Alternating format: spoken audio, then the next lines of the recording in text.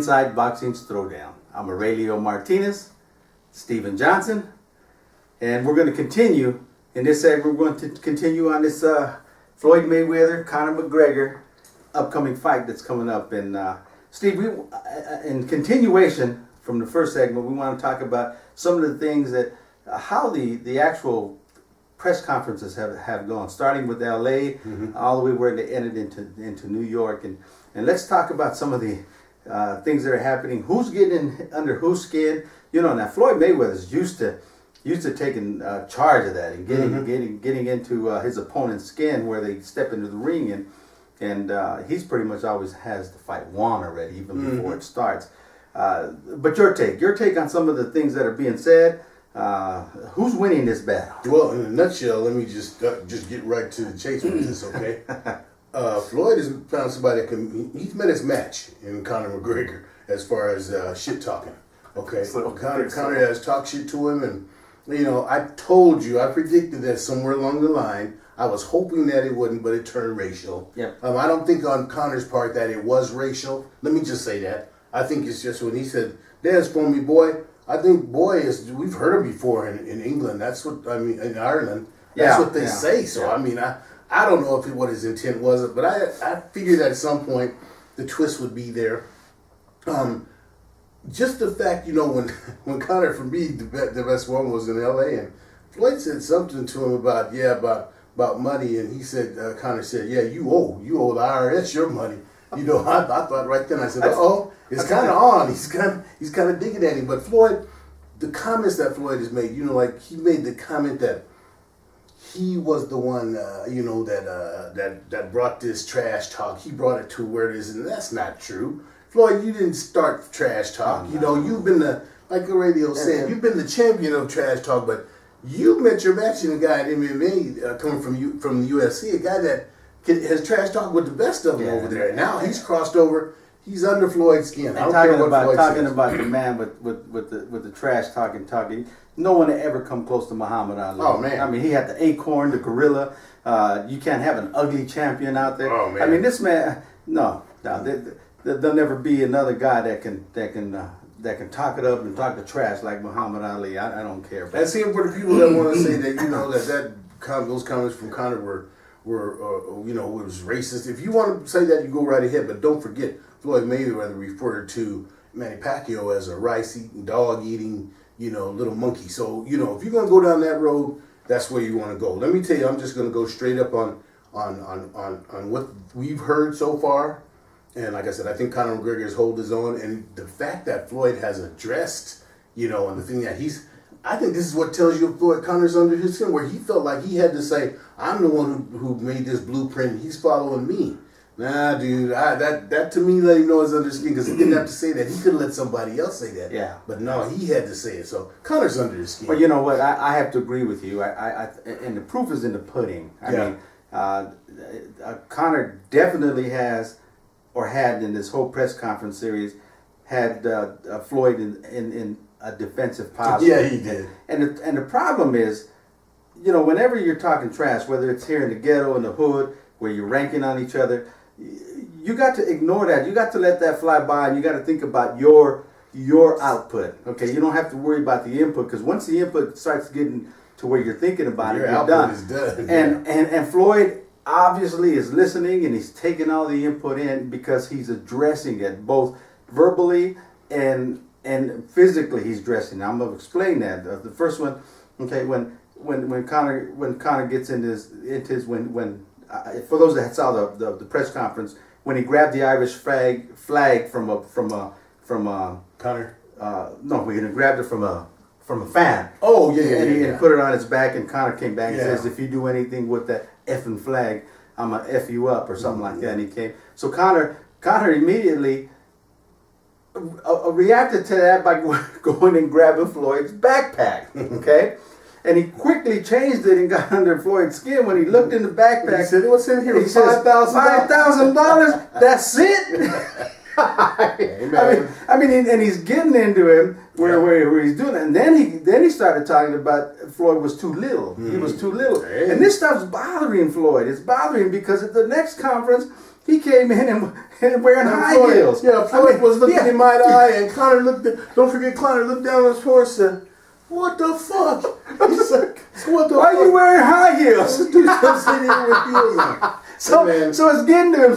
So you know, and then we have this no touch rule where you know you can't touch. So Floyd tried to change it up and try to do something. So he brought his bodyguards and had his bodyguards go up there and try to start some confrontation. Yeah. You know, naturally he's not touching, but he's having his bodyguards over there to start a little ruckus and stuff. So obviously Floyd was on the defensive side throughout this whole entire media thing, where Conor was basically riding the horse, and I'm gonna tell you what. I agree with you. At the end, when they were in New York, it went from different. Like in L.A., at the first press conference, it looked like Conor was kind of like, "Let me feel my way through this." By the time they got to New York, he's like, "I'm in control of this. This is where I'm comfortable at." Yeah. Okay, and so now we're getting that down to where we're going around, and let's talk about it real quickly, radio.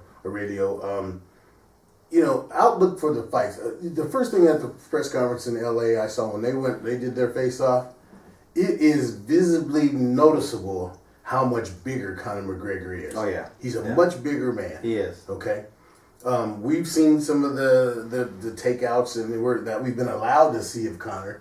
He looks slow and looks sluggish, but if you watch those takeouts and then you go watch one of his fights, you say that's not the same dude. I think don't believe the hype on what it's all strategies. That's right. It's all strategies. They're giving you what they want you to see. Exactly. They're going to show you what they want you to see. Yeah, exactly. It's going to be a different thing. Now, flip that around to a semi-prediction. You know, it's like, what do I see happening? I still am going to go by. I think that Conor's already said he's going to take him out early. Yep. Connor's the bigger man. Has to say that. I think it would not. I don't think it would be anything but smarter for him to do. Come out. I'm bigger. I'm just going to try to bully you around the ring. But let me say this, folks. And I've told you this before, and I'm saying it again. In the next few days, they're going to name the referee. The referee, yep. Floyd Mayweather yesterday said, the question came about, you know, do you think that Conor might throw an elbow or kick or something like that? His comment was, I know we'll have a referee in there who's going to be fair but firm. That let me know it's going to be Kenny Bayless. We all know. I'm sorry if for you MMA folks aren't really knowledgeable familiar about, with Kenny. Not knowledgeable about Floyd Mayweather's big fights. It's always going to be Kenny Bayless because Kenny Bayless looks out for him like his son. The minute they get close, they don't even have to clinch. When they get close, he'll be there. He'll be there. He's going to separate. Yeah. He will let Floyd lock him up like Floyd is good. But I don't know if Floyd can lock up Conor. That'd be a mistake. Well, I think that'd be a mistake. I don't think he's strong enough to keep him off like that. So that's where it's going to be interesting. But I still think that Floyd will, outbox him because of, once again, the rules. The rules are rules of boxing. Okay? And as long as it's rules of boxing, Floyd should be able to come out of this. Well, and the whole thing, when you talk about rules, if Floyd has a way of changing rules, and he does that to make fights happen. Like okay, well, number one, all these mandatories that if the fight has to happen, it has to be with 10-ounce gloves. Mm-hmm. Now, a lot of the general public don't know the difference, and they really don't understand the difference because I think I saw a comment where they says, well, someone put a comment says, well, if you think 10-ounce gloves are pillows, you're mistaken. I was Shannon States. Our boy Shannon States. Yeah, but that's really odd that he would say that because you put on a set of 10-ounce gloves or like them 16-ounce gloves back there that are for sparring, and then put on a set of 8-ounce gloves. Okay, don't forget 8 ounce. The ounces is the entire glove. So what you have in the front diminishes quite a bit when you're talking 10-ounce to 8-ounce. Okay, because now that frontage isn't pit, and then the difference, and then the other stipulation he made not only on 10-ounce gloves is he really wants to fight in amateur style gloves. What I mean by amateur style gloves is everything, the padding is all foam. Mm-hmm. Okay, so you can get a lot of foam into 10-ounce gloves. Okay, so now you're fighting like in amateur bout where you got all the foam and the foam doesn't move. Okay. real fight gloves, like you get the Cleto Reyes and the Everlast fight gloves and some of these other big brands, you got the horsehair, okay? And the horsehair forms after you start hitting mitts and start loosening up. It forms to your hand. So there, now you got less up front, and that's why they call it a puncher's glove. So Shannon, I'm sorry, there's a big difference in gloves when you talk about 10 ounce and 8 ounce when you talk about real fight gloves with horsehair. So another stipulation. They're talking about 10 ounce to 4 ounce as to what kind. Well, you can't do 4 ounce. That's against the rules. I know, but I'm saying that's what the difference. But 8 ounce is the regular. Yeah. Okay. So what I'm saying is the other stipulation he put in the gloves where they can't be horsehair. They can't contain horsehair in them. So he's actually taken all the punching power away from Conor or any of his opponents. That's just the way it is. So he makes these mandatory things, and the commissions and the sanctioning organizations, and they all buy it. They say, okay, we're going to do this.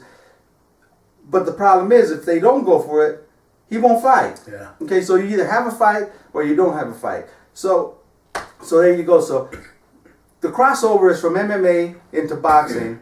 Okay, but we also have to have this stipulation, this stipulation, this stipulation, this stipulation, this stipulation. Kenny Bayless as the referee.